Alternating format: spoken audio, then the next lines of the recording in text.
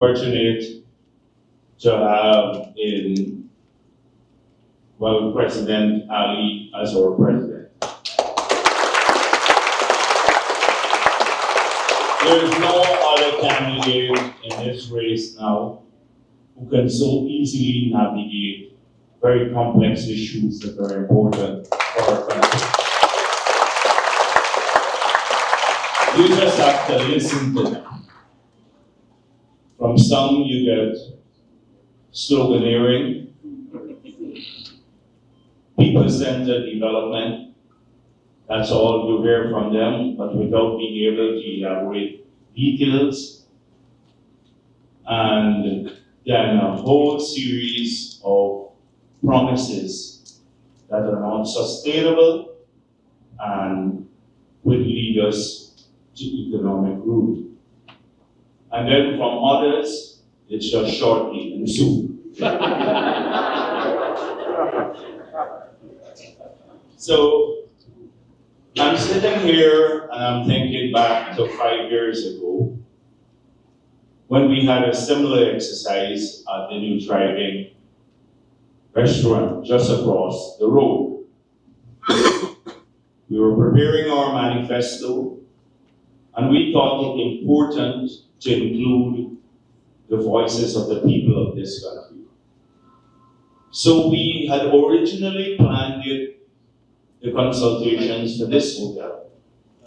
And then APNU bullied the management of the hotel to cancel our event.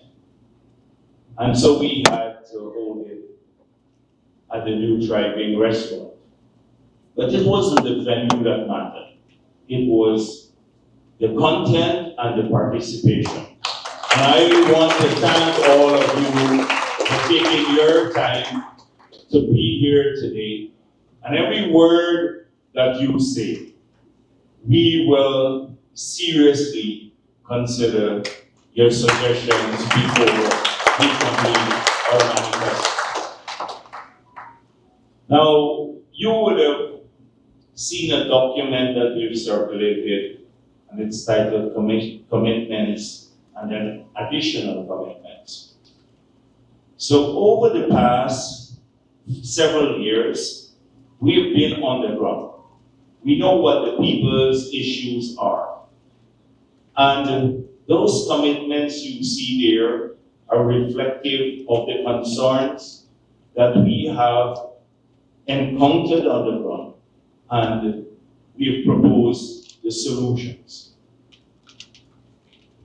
The solutions did not come just from the party. Came from a process that we started not just long ago, but more recently, when the party invited people through WhatsApp and a physical box at Freedom House to drop in their suggestions. I have with me a shortened version of all the suggestions we received. Over 2,000 persons took their time to make submissions. And we have over 5,000 submissions that we had to summarize that came from different individuals. Now, there was a lot of repetition, but we are grateful that they took their time and sent in those suggestions.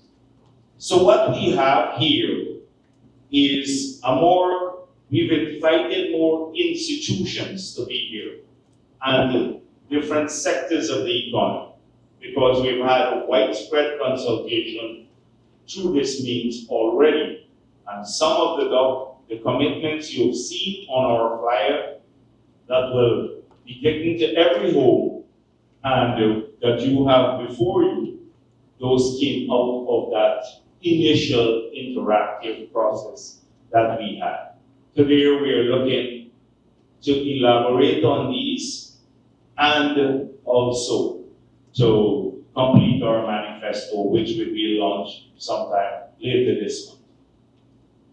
By the very nature, manifesto is a small document. So we will not be able to elaborate every plan that we have, because we've received submissions from the creative industries, from people living with disability, from those who are concerned about the carnage on our roads, from a whole broad group of sectors and individuals and NGOs who have made excellent suggestions in a very detailed. We can't include all of these in our manifesto. We will speak about the broad heads in the manifesto, key policies, but do not think for a moment that we will not take into consideration the details of your submissions later. Because we can, if we were to include that, we'll have a manifesto listed. And a very thin one, APNU doesn't even want to read that, much less a big one if we give it to them. So so if you don't see every idea that you have reflected, know that there's a commitment to addressing these and elaborating plans. Even if you were to go back to 2020 and our promises there, we focused in the many promises we made, which we've all fulfilled. We specified what those promises are.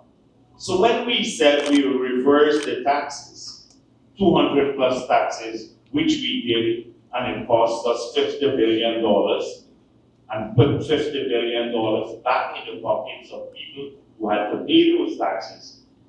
And when we said we will introduce no new taxes in the 5 years in office, which we promised, which we kept, those were vital promises that had to be implemented if we were going to reboot the economy, which was already suffering malaise on the 5 years under APNU because of the adverse policies, not just taxes, but other adverse policies. So that was a crucial promise. A promise to, for example, do 50,000 house lots was because there was no housing program. But when we promised world-class health care, we just put a broad head there. We did not elaborate in great details. But when we got into office, we elaborated an entire plan. Although we had just made a broad promise there, we elaborated the entire plan that included 12 new hospitals, the rehabilitation of all the remaining hospitals, the training of large numbers of healthcare personnel, recruiting people from abroad, ensuring that we have drugs in the hospital and medical supplies in the hospital, which was absent under APNU, that we started doing tertiary care once again. I don't want to elaborate everything. So here too, you're going to see maybe in the digital industry, where we've had the detailed submissions from the creative industry, you would see support for or incentivizing content creation and then protecting content created locally. But we're not going to detail every suggestion here because that could happen later. So if you submitted a 10-page document, you can't get all of it in the manifesto, but there's a strong commitment to addressing the issue there. And you will see the most important things addressed here. So the president focused a lot on important, very substantive issues. And often, the framework, and he touched the framework. He mentioned the low carbon development strategy, and he mentioned some macroeconomic management. And sometimes these things are overlooked because in our environment, where the politics is focused often on personalities and not policies, people tend to look at, evaluate you on promises. They don't think sustainability, they don't think framework. For us in the People's Progressive Party, we've always taught framework. We launched one of the first low carbon development strategies in the world.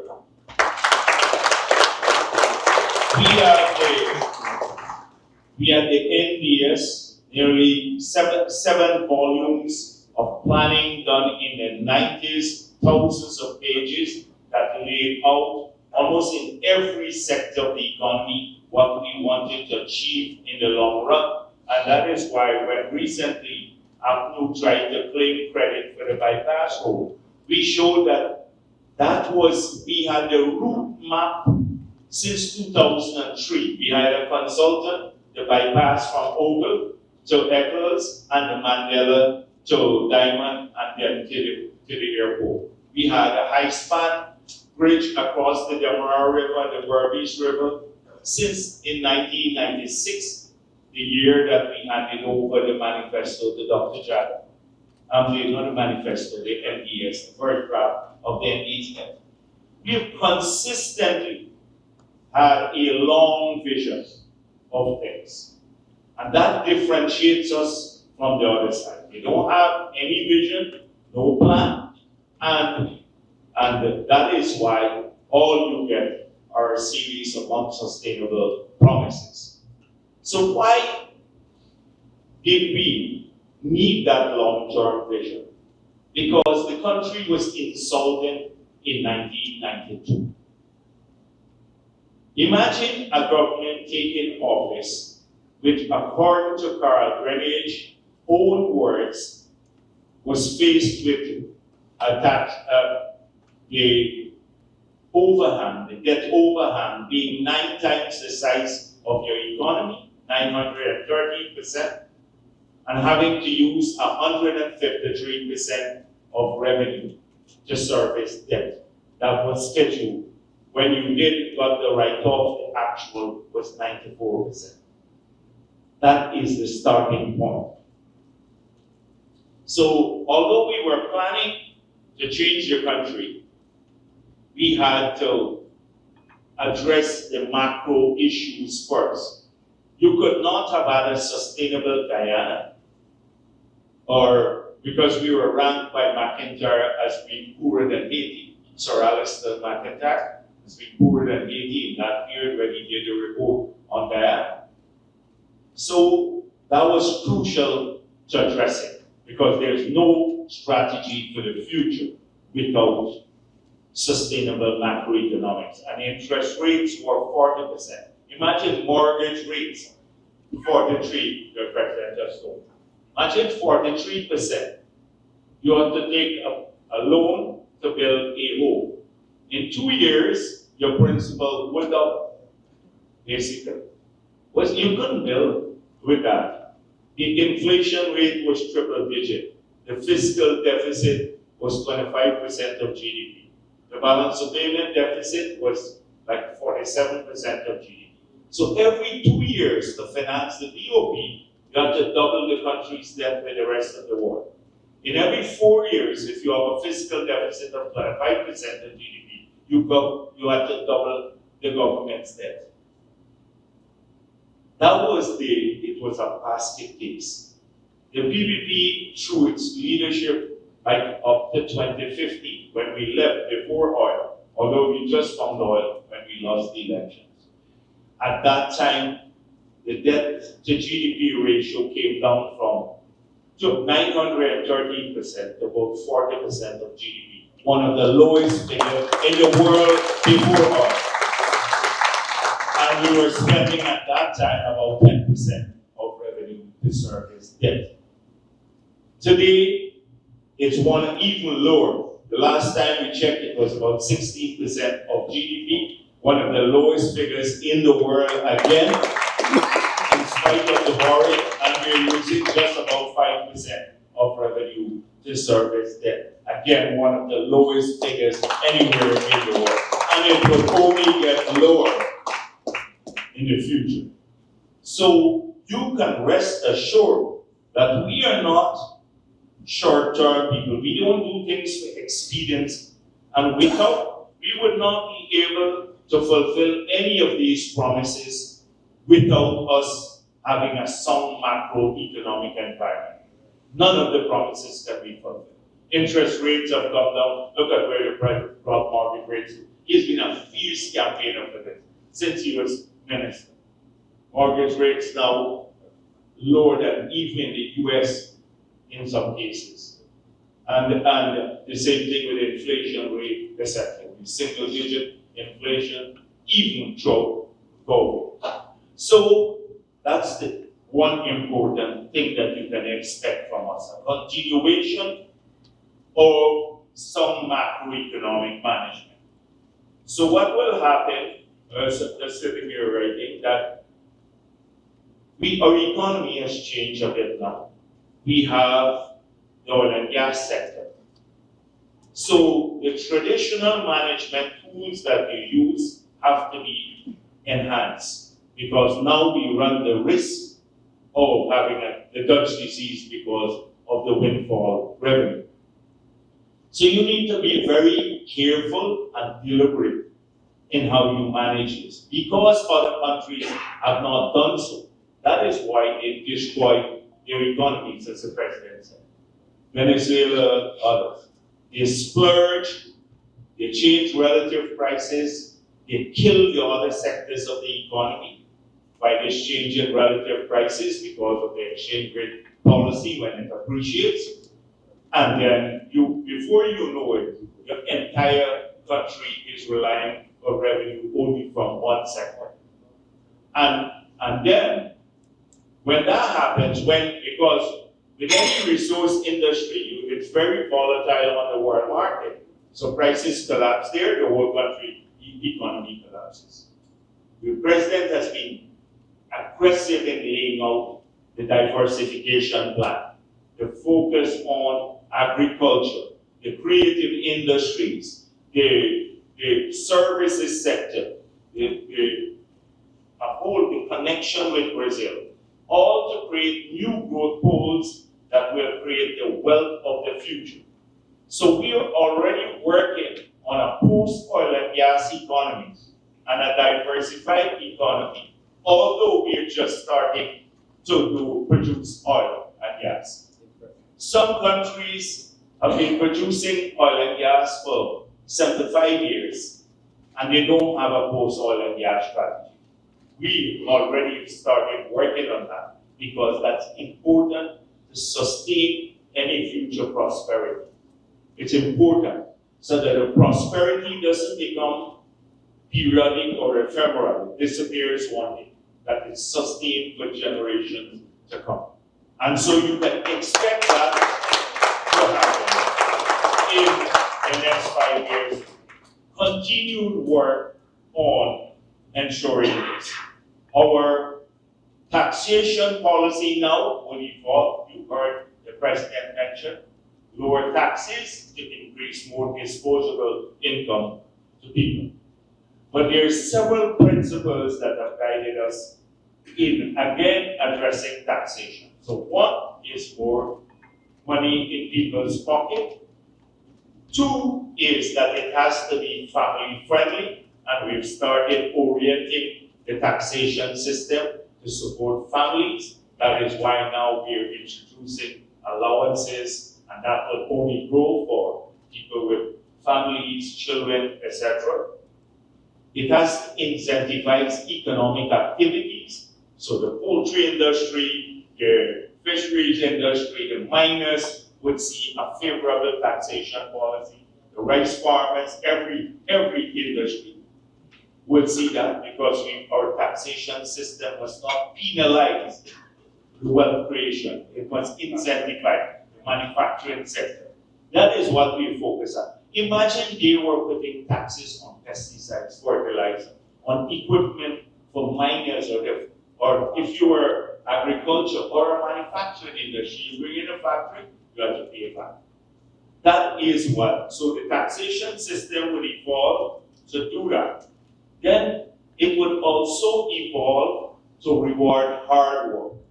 If people put in more effort, they must keep more of their money. And that is why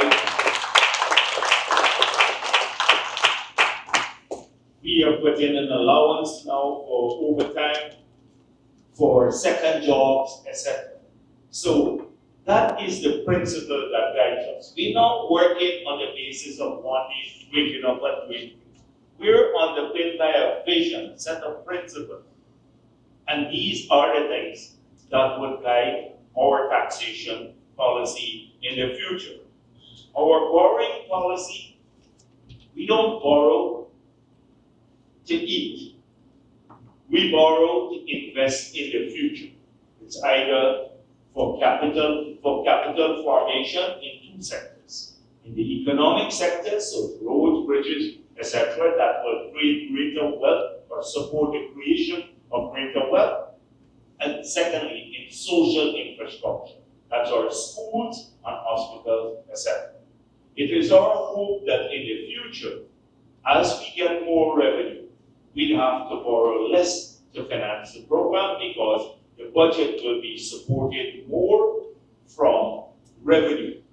So like the entire East Bank Road here, the Heroes Highway, we're funding from the budget. There is no borrowing here. Or the road across in Region 3 from Crane to the bridge. That's budget. If money is spending here, revenue. So sometimes when you see the big increase in the budget, it's for a specific purpose. So our borrowing policy will be attenuated, but we have the capacity to borrow without burdening future generations. But it doesn't mean that because we have that capacity, we borrow to consume as happened here. They were declared uncreditworthy in 1989 it was. Because they were just borrowing to sustain the importation. Not to, because at that time there was no capital formation. They were not investing in the areas. So you will see that. In our fiscal policy will support more what I just said. And then that will create, as the President said, more space for the private sector. Because if we can fund more of our activities, we'll not be crowding out the private sector from the domestic banking system. When that happens, interest rates tend to come down because the state can finance its own activities and it will be less inflationary. So these are just some of the things. I'm not going to go through the exchange rate policy. You see it now. The exchange rate policy will support the key objectives of ensuring that we don't go down the route of the Dutch disease. But at the same time, we must have enough resources to support legitimate transactions for our people. And we have that capacity. We have to make sure that we have a better management of it and that we look at all that it's not being exploited. We have a liberal financial system. We have an open financial system. Most of the Caribbean countries have exchange controls. We don't have exchange control in Guyana. And some are now capitalizing on this to finance their economic activities. Now, some of that will happen, but we can't be funding a second country's economic activity. We want to keep our resources to fund our own growth and development here in Guyana. So that's how we exchange policy. So I was just looking at some of the things that the President just mentioned. So responsible management of the economy, that's one. The creative and sustainable management of natural resources, another big head. So the first big head is responsible management of our economy, ensuring a post-oil and gas economy with new growth goals to create the wealth of the future, that we invest in that, sustain prosperity. Second big head is creative and sustainable management of natural resources. We have abundant natural resources. So we, from our, natural and other resources. our fisheries, but also our forests, our mines, everything. The whole management of natural resources. When the LCDS was launched, we did it. We set out a framework. But why I said creative? Because we're one of the few countries that have been able to monetize the safeguarding of our national patrimony, because we linked it to a global objective. And therefore, we're using those resources now to transform our country.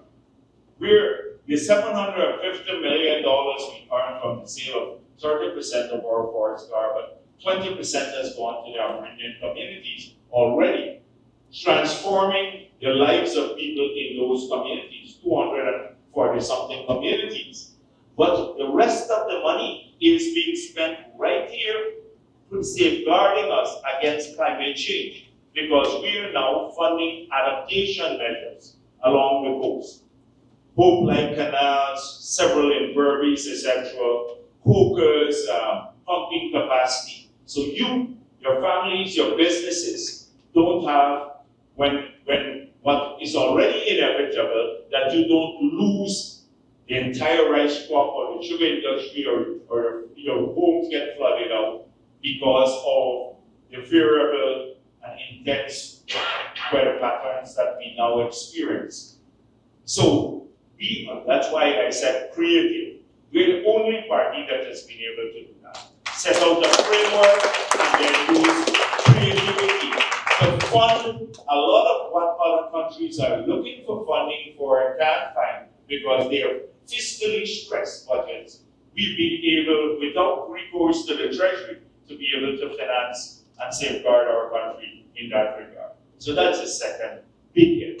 The third big head is massive investment in human capital, and I don't need to elaborate on that. The education, the health, in our people generally.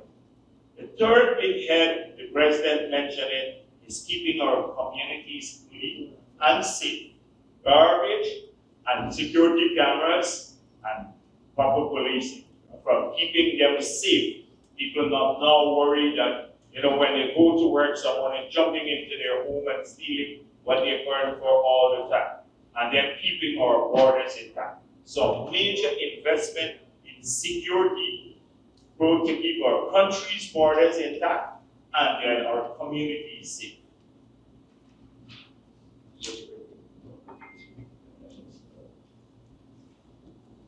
So I was just scribbling here. The next one, big head, is ensuring equity in the distribution of resources. So that's why we're looking at the inclusion, people living with disability, the indigenous communities that are away from the coast, the rural-urban divide, moving resources to rural areas that and services that they can't experience now because they live far from the city, connecting people in that regard with roads and services. So a big area is that, and then the President already mentioned supporting the religious community, which it's also using them to advance a lot of the reduction in disparity in the distribution of wealth. But the state will always use the principle of equitable distribution.